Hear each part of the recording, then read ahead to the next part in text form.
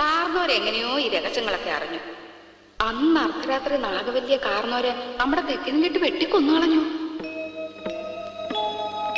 8ാം ദിവസം ദുർഗാഷ്ടമി രാത്രിയില് നാഗവല്ലിയുടെ പ്രേതാത്മാവ് ഒരു രക്ത യക്ഷിയായിട്ട് മാറി കാർന്നവരെ കുത്തി കൊലപ്പെടുത്താൻ വേണ്ടി അരക്കകത്ത് വരെ കയറി ചെന്നാ പറയുന്നത്. കാർന്നവരെന്തൊക്കെയോ ഭയങ്കര മന്ത്രമൊക്കെ ചൊല്ലി ഒടുവിൽ രക്ഷപ്പെട്ടു. അതീ പിന്നെ നാഗവല്ലിയുടെ പ്രേതാത്മാവ് തീരാപ്പകയോടെ ഈ തറവാട്ടിലൊക്കെ അലഞ്ഞടക്കാൻ തുടങ്ങി. പിന്നെ ആലപ്പാറ പോറ്റുമാര് വന്ന് 61 ദിവസം മാന്ത്രിക ക്രിയകളൊക്കെ നടത്തി